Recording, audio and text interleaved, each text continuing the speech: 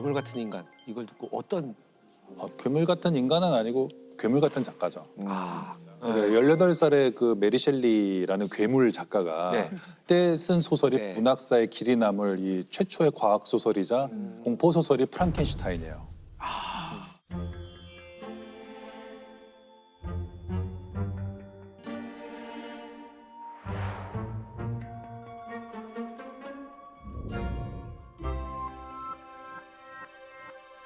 그러니까 1797년에 영국에서 한 여자아이가 태어나요. 아버지는 이제 윌리엄 고드윈이라고 하는데 이 아버지는 누구냐면 논객이에요. 이렇게 집은 가난한데 뭐 이렇게 굉장히 급진적인 사상들, 막 결혼제도, 노예제도 이 모든 거에 대해서 굉장히 급진적인 사상을 이렇게 전파하고 있어가지고 꽤 인기는 있는데 집에 돈은 없는 그런 제일 슬픈 거예요. 예, 뭐 인기는 있어요. 네. 젊은이들이 특히 좋아하고 네. 막 급진적이니까. 네. 근데 그 나름 또 어머니도 굉장히 급진적인. 어머니가 그 당시에 18세기 말에 혼자 막 북극 가까이 여행하고 여성 운동가로서 이렇게 책도 많이 쓰고 저술가, 그러니까 아버지도 저술가, 엄마도 저술가. 둘이 굉장히 똑똑한 그 집안에서 여자아이가 하나 태어나는데 자기 아버지 제자가 되겠다고 찾아온 대학생이 있었던 거예요. 귀족 가문의 네. 아들인데 퍼시 비시 셸리. 얘가 한 21살쯤 됐을 거예요, 이 남자가. 네.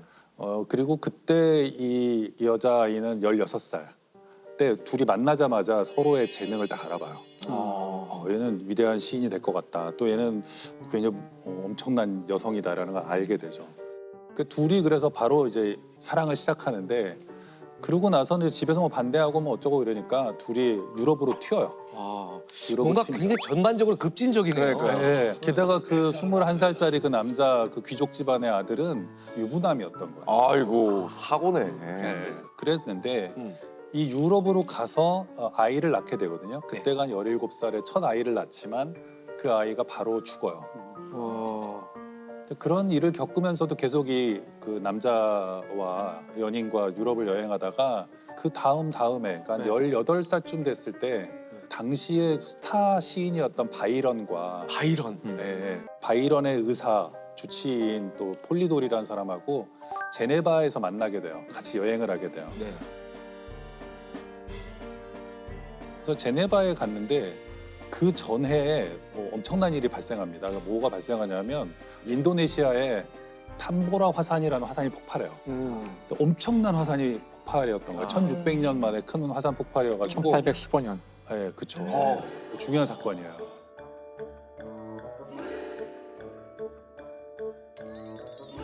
중요한 사건이에요. 굉장히 중요한 사건이에요. 네. 그래요? 나는 전 몰랐어요. 무슨 화산이요? 특히 요새 기후 위기와 관련해가지고도 많이 언급되는데 몇 년 전에 아이슬란드에 화산이 폭발해가지고 유럽에 비행기가 못 떴잖아요. 그렇죠. 그런 것처럼 그거보다 훨씬 큰 규모였기 때문에 이게 그 다음 해쯤에 유럽을 덮어요. 그래서 유럽은 여름이 없던 해로 기록되고 계속 비만 내리고 여름인데 봄보다 더 추워요. 야. 왜 차가웠죠? 그 화산재 때문에. 화산재가 제가 지구를 덮어버린. 덮어서요. 그게 지구를 덮을 정도였던 거예요? 그렇죠. 그 정도로 아마 엄청난 폭발이었어요. 최고로 큰 화산 중에 하나예요. 기록에 남아 있는. 이런 날씨가 계속될 때 제네바에 있었던 거예요. 이 메리 셸리와 퍼시 비시 셸리, 바이런 경이 어느 별장 같은 데 이제 모여가지고 너무 음산하잖아요. 네. 춥고 막 너무 음산해가지고 뭐 할 것도 없다 그래가지고 유령 소설을 빌려다가 같이 이렇게 읽어요. 네. 유령 얘기 같은 거 읽기 좋잖아요. 안 그럴 그래도 때. 재밌죠? 음산한데. 그래도 음산한데 비만 맨날 오고 춥고 딱이네. 그래서 이게 유령 소설을 읽는데 바이런 경인가가 누가 제안을 해요. 우리도 유령 얘기를 하나씩 써보자. 그래가지고는 좋다고 이제 사람들이 쓰기 시작하는데 거기서 문학사의 중요한 두 개의 이야기가 시작돼요. 그 바이런의 주치 폴리돌이라는 사람도 20대 초반의 의사인데 이 사람이 최초로 흡혈귀 이야기를 써요. 뱀파이어. 이 사람이 이제 그거를 최초로 쓰게 되고 또 그 제가 조금 전부터 말씀드렸던 메리 셸리는 그때 18살인데 이때 쓴 소설이 프랑켄슈타인이에요. 프랑켄슈타인 얘기를 그때 착상을 해서 20살의 문학사의 길이 남을 이 최초의 과학 소설이자 공포 소설 그리고 가장 유명한 괴물 캐릭터 중에 하나잖아요. 네. 프랑켄슈타인. 지금도 소비되고 있죠. 그렇죠. 네. 지금도 뭐만 하면 프랑켄슈타인 같다 맞아요, 이렇게 얘기를 맞아요. 할 정도로 네. 괴물 같은 작가죠. 그렇네요. 그러네요. 18살에. 근데 무슨 내용이었죠? 그 캐릭터밖에 기억이 안 나서. 이게 그 영화로 많은 사람들이 프랑켄슈타인을 접했기 때문에 네. 굉장히 왜곡된 이미지가 많아요. 이렇게 막 일단 얼굴이 이상하게 생기고 맞아요. 느리게 막 걸어다니고 네. 이렇게 약간 둔하고 맞아요. 덩치는 바보 크고 같고. 이런데 근데 이게 이름이 없어요. 프랑켄슈타인이 만든 괴물인 거죠. 근데 아.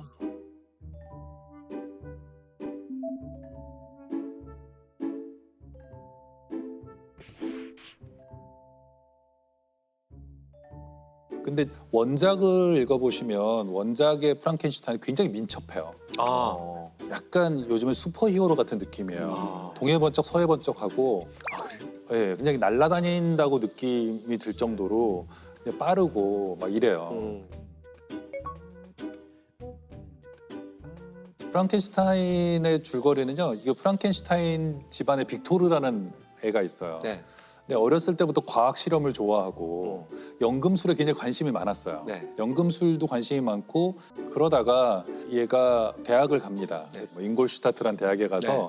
그래서 좀 제대로 화학도 배우고 여러 가지 해부학도 배우고 막 이렇게 배우게 되면서 얘가 어느 순간 자기가 이게 생명을 창조할 수 있다는 생각을 하게 되죠. 그래서 아무한테도 얘기하지 않고 몰래 이렇게 시체 해부소 같은 데서 이렇게 묘지 같은 데서 가지고 와서 만들게 되고 몇 년의 각고의 노력 끝에 살아 움직이는 어떤 생명체를 만들게 되죠.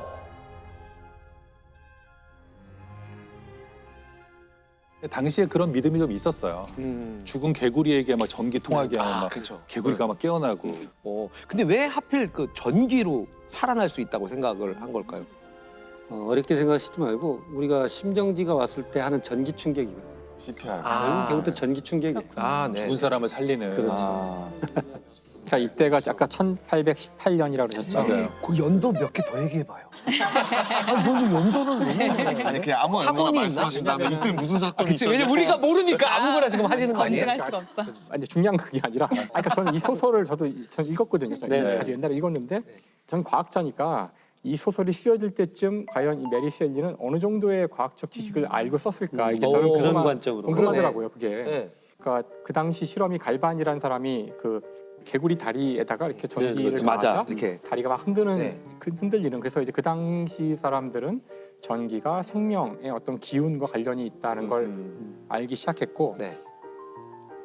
전기 현상을 제대로 연구하게 되는 그 시점은 이것보다 좀 뒤에요. 그러니까 아직 그 물리학자들이 전기에 대한 본질을 제대로 알지 못하고 하지만 전기 현상은 발견된 그 즈음에 쓰여진 거거든요. 네. 그 아버지를 따라다니던 사람들 중에 과학자도 있다고 하셨으니까 그런 얘기를 아마 식탁 밑에서 듣지 않았을까. 근데 그때 과학은 쇼를 많이 했다고 하더라고요. 지금 과학쇼. 우리는 과학쇼를 보러 가는 사람이 많지 않지만 네. 그런 게 있는지도 모르겠지만 네. 그때는 그 사실 과학이 여전히 낭만주의 제가 과학이라고 그랬잖아요. 그러니까 전기 현상 같은 거로 이렇게 사람들한테 티켓 받아가지고 뭔가 전기를 와장창 가하면서 번개도 치고 손잡으라 그런 다음에 전기 가하면 충격받고 네. 이런 게 당시에는 그 위험하지 굉장한 않아요? 볼거리여서 그렇지. 신기하지. 박람회 만들고 할 때. 그렇죠. 그러니까 연극 그렇죠. 보러 가듯이 박람회를 과학쇼 했어요. 같은 것들을 보러 가고 그런 것들을 재밌게 보면서 즐겼던 시대였다고 알고 있거든요. 그러니까 네. 분명히 메리 셸리도 그럼요. 그 모든 지식을 책으로 다 얻기는 쉽지 않았을 거고 네. 그런 이미지들을 그런 쇼에서 다 얻었을 것 같아요. 네. 그리고 그 연금술도 당시에 유행을 했기 때문에 이런 성과들이 그럴듯하게 들어가 있어서 과학소설이라고 불리는 거죠. 하여튼 그런데 이 만들어 놓고는 너무 무섭다고 생각해요. 네. 그리고 끔찍하다고 생각해서 버려요. 아, 이- 그대로 버려요? 네, 프랑켄슈타인이 그러면 안 되잖아요. 도망가요. 도망가는 네, 버려요. 이럴 수가. 버리고 처음에 이 프랑켄슈타인 소설이 시작할 때 밀턴의 신라권에서 제사가 나와요. 이 제사라는 거 우리가 소설 같은 걸 볼 때 맨 앞에 쓰여져 있는 인용문 같은 걸 얘기하는 거거든요. 이게 굉장히 의미심장한데 읽어보시면 조물주여 제가 점토로 빚어서 저를 만들어 달라고 언제 말한 적이냐. 아. 왜 나를 이 고통뿐인 세상에 태어나게 했느냐. 아, 요즘 유행하는 정서인 것 같은데요. 그래요? 네. 예. 부모, 그러니까 내가 언제 놔달라고 내가 했어? 언제 나와달라 이러면서. 했어? 이게 부모의 마음이 막 찢어지죠. 찢어지죠. 사실 낳아달라고 한 적 없는데. 나는 나와달라고 그랬던 것 같은데. 언제쯤 나가냐고. 그래서 프랑켄슈타인의 괴물이 따라다니면서 그래서 나를 왜 세상에 내놓고 너는 무책임하게 버렸느냐라고 얘기를 하기 때문에 그러면서 처음엔 실수였지만 나중에는 이제 프랑켄슈타인의 괴물이 따라다니면서 프랑켄슈타인 가족들을 죽이기 시작해요. 처음에는 그렇게 본격적으로 죽이지 않고 실수로 죽이는데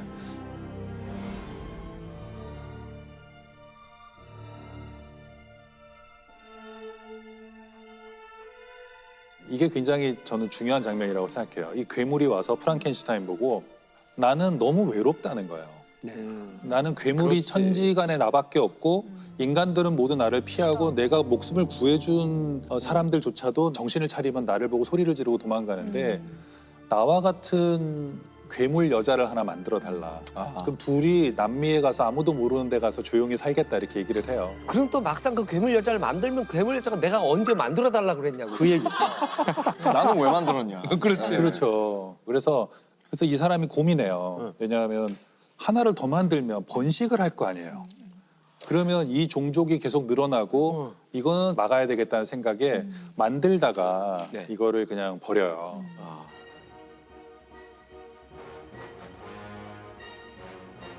그러자 너무 화가 난 이 괴물이 정말 마지막 희망이었는데 그때부터는 원한에 사무쳐서 가족들 다 죽이고 특히 어떤 순간에 죽이냐면 어려서부터 집에서 같이 자란 엘리자베트라는 사촌과 결혼하는 결혼식 날 신부를 죽이고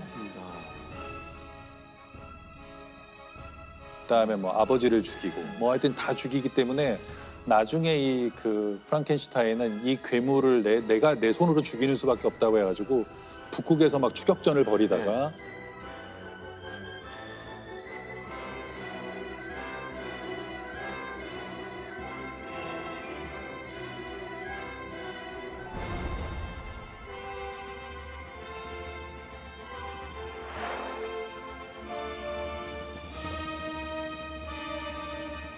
그래서 이게 그냥 공포 소설이나 그냥 과학 소설의 어떤 원조로서 중요한 소설이 아니고 우리 인간 내면에 있는 어떤 실존적인 그런 의문점 있잖아요. 네. 나는 이 세상에 왜 태어났나. 그러니까. 많은 것들을 생각하게 해주는 것 같아요. 되게 중요한 소설이에요. 18살의 그 메리 셸리라는 괴물 작가가 네. 쓴 그 진짜 원전을 보시면요. 많이 나와 있어요. 과학 지식도 굉장히 풍부하지만 그리스 고전부터 당대 문학 작품까지 굉장히 많이 언급되고 있거든요. 이게 보면 어떻게 그렇게 18살짜리 소녀가 독학으로 사람이 이 정도 경지에 오를 수 있나? 그 메리 셸리가 결혼한 그 퍼시 비시 셸리도 네. 고등학교 때부터도 계속 실험 같은 거 좋아하고 과학을 굉장히 좋아했던 그러면서 또 낭만, 이 낭만주의라는 것은 우리가 낭만하면 사랑을 고백하고 막 이럴 것 같지만 굉장히 인생을 극적으로 산 사람들이에요. 네. 자기 인생 자체도 막 험난하게 살았어요. 바이런 그래서 그리스 가서 전쟁에 참전했다가 죽어요. 36살에 죽고요. 낭만주의 쪽에 관련된 사람들은 명이 긴 사람이 별로 없어요. 그리고 퍼시 비시 셸리도 바이런하고 같이 묵고 있다가 이게 이 메리 셸리가 그 해에도 아이를 하나를 잃었을 거예요. 아들을 이렇게 또 어려서 메리 셸리도 잃고 진짜. 또 그러면서 아이를 하나 더 낳고 이런 와중에 남편이 바이런하고 같이 배 타고 어딜 가요. 근데 배를 타고 나갔다가 돌아오지 않아요. 이탈리아에서. 남편은 한 열흘 후에 이제 시체로 발견되고 어머. 그 죽었을 때 남편 나이가 한 29? 그러니까 메리 셸리는 삶에서 고통이란 고통은 다 겪은 사람이고 일단 뭐 천재이고 너무 똑똑한 사람이고 이런데 너무 인생에서 연민이 느껴지는. 아이를 넷을 잃고 2살배기 아이 하나 아들 하나를 겨우 건졌는데 남편은 배 타고 나갔다가 죽고 그랬을 때가 24살이에요. 메리 아이고. 셸리가. 그리고 이미 프랑켄슈타인은 출간했고 뭐 이미 유명해지고 있었긴 하지만 뭐 그렇게 되고요. 그래서 그 소설 프랑켄슈타인은 메리 셸리가 그렇게 진짜 힘들게 살아서 쓴 소설, 살면서 쓴 네네. 소설 성공했습니까? 성공했으면 좋겠다. 처음에 그 20살에 이제 출간을 했죠. 18살에 쓰기 시작해서 20살에 출간했을 때는 그렇게까지 성공적이지는 못했지만 그게 사람들 사이에서는 굉장히 회자됐다 그래요. 그러니까 뭐 그런 기록들이 있어요. 당시 런던에 있는 사람들이 그 소설 읽어봤어? 막 이런 식으로 되게 회자됐는데 화제가 됐을 것 같아요. 그 동안에 없던 이야기, 네, 완전히 새로운 지금 들어도 이야기니까. 너무 재밌고 사실 흥미진진한데. 그렇죠. 네. 그리고 그 이후에 나오는 많은 소설의 원형이에요. 그렇겠어요. 그리고 몇 년 후에 이제 자기 소설로 연극이 상연되고 있다는 얘기 들어요. 네. 연극이 또 데이트예요. 근데 그 연극에서 말하자면 지금 말하는 그런 프랑켄슈타인 괴물의 유형이 나오기 시작해요. 여기 막 달린 거요. 네, 이 사람들은 소설보다는 실제 눈으로 본 걸 훨씬 잘 기억하잖아요. 근데 안타깝게도 당시에는 저작권료 같은 게 그러니까 지금 없었기 그게 제일 때문에 궁금해요. 아, 메리셀리 좀 잘 됐으면 그래서 좋겠는데. 인세를 좀 받았나. 못 받았고 저런. 뭐 그냥 자기 연극이 된다니까 좋아하고 옛날에 그 저작권이 없었기 때문에요. 셰익스피어는 어떻게 했는지 아세요? 셰익스피어도 극작가였잖아요. 네. 근데 한편으로 또 제작자이기도 했거든요. 네. 자기가 써서 자기 극장에 올린 거예요. 그러면 입장권 수입을 받아가지고 이렇게 배우들하고 같이 먹고 살았는데 이게 누가 베끼는 거예요, 자꾸. 네. 로미오와 줄리엣 이러면은 현실적이다. 네. 한 달쯤 뒤에 보면 옆에 극장에서도 비슷한 이름의 로미오와 줄리엣타 이렇게 해서 하고 있는 거예요. 근데 이게 법적으로 보호해주지 않았잖아요. 네. 그래서 셰익스피어는 대본을 주지 않았대요. 아. 배우들 보고 자기 라인만 준 거예요. 아. 너 햄릿이지 이번에? 그러면 자 이거 주고 부분만. 외우고 다시 대본 이리 줘. 그래서 가져가는 거예요. 그 셰익스피어 같은 경우도 그때 상연된 그 날짜의 공연에 롤페이퍼만 이렇게 준 거예요. 아, 그래서 롤이라는 생긴 거예요. 아. 그 롤페이퍼 똥을 마른 것을 하나씩 주니까 그걸 받아 자기 배역을 알잖아요. 그래서 나의 롤이 뭐야 이렇게 된 거예요. 와. 오. 와.